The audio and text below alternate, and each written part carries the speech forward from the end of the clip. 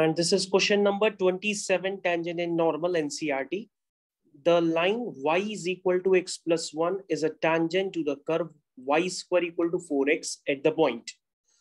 तो बच्चों सबसे पहले आपके पास वही सेम कंसेप्ट है। सबसे पहले आप अपने कर्व की इक्वेशन लिखिए और उसके बाद डिफरेंशिएट करिए बच्चों उसको।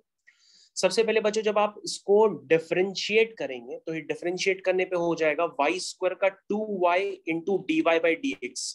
तो बेटा आपको ये क्लियर होना चाहिए, वाई स्क्वायर का 2y into d y by d x और 4x का डिफरेंशिएशन होता है 4।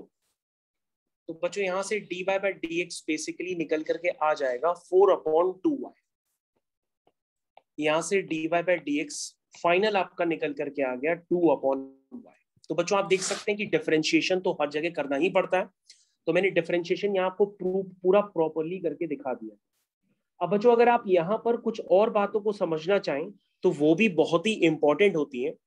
जैसे बच्चों अगर आप ध्यान से देखें तो सबसे पहले आप यहाँ पर एक कर्व का फॉर्मेशन भी करके देखिए तो आपको कई और बातों का भी क्लियरेंस मिलेगा। तो बच्चों यहाँ पर अब हम लोग कर्व का भी फॉर्मेशन करते हैं। जस्ट वेट, हम लोग कर्व का भी यहाँ पे फॉर्मेशन करना चाहते हैं। तो जस्ट वेट वेट वेट। तो कर्व का फॉर्मेशन बच्चों किस तरह से होगा? कर्व का फॉर्मेशन क्या है? Curve is y square equal to 4x। तो Y square equal to 4x आपने कभी नहीं देखा है, तो ये basically y square equal to 4x का ग्राफ मैंने आपकी स्क्रीन पे बनाया है।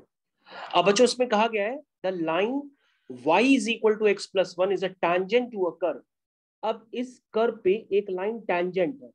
तो बच्चों मैंने आपके सामने टैंजेंट इस कर्व पे ड्रॉ कर दी है। आप ध्यान से देखिए, इस कर्व पे मैंने एक टैंजेंट ड्रॉ कर दी है और हमें पहले से ही पता है कि टैंजेंट की इक्वेशन यहाँ पर क्या है।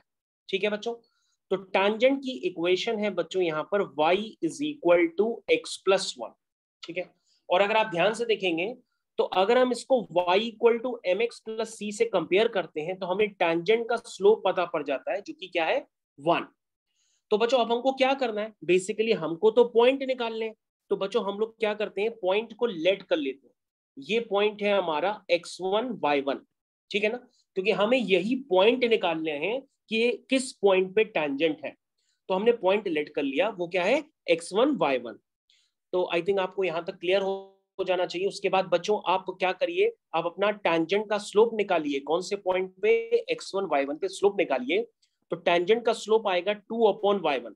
लेकिन बच्चों हम पहले से जानते हैं कि टैंजेंट का जो स्लोप है वो बेसिकली पहले से क्या गिवन है? वो गिवन है 1। तो बच्चों हम लोग यहाँ पे 2/y1 को जब 1 के इक्वल कर देंगे तो हमारे पास यहाँ से y1 की वैल्यू आ जाएगी। y1 की वैल्यू क्या आएगी? 2 आएगी। अब हमको बच्चों x1 y1 निकालना है। y1 हम निकाल चुके हैं। x1 y1 किसको सेटिस्फाई करता है? कर्व की इक्वेशन को भी सेटिस्फाई करता है। तो हम यहाँ लिख देंगे y1 square is equal to 4x1। ठीक है बच्चों, ये मैंने सेटिस्फाई करा दिया।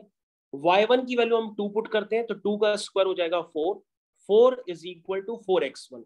तो बच्चों यहाँ से x1 की वैल्यू आ जाएगी 1। तो आपके पास वो बच्चों पॉइंट निकल करके आ गया है जिस पॉइंट पे y is equal to x plus 1 tangent draw की गई है। तो वो आंसर है बच्चों आपका 1,2। और 1,2 आप चेक करेंगे तो बच्चों आपका फर्स्ट पार्ट का आंसर है। तो आई थिंक बच्चों आपको ये सॉल्यूशन पूरी तरह से क्लियर हो जाना चाहिए।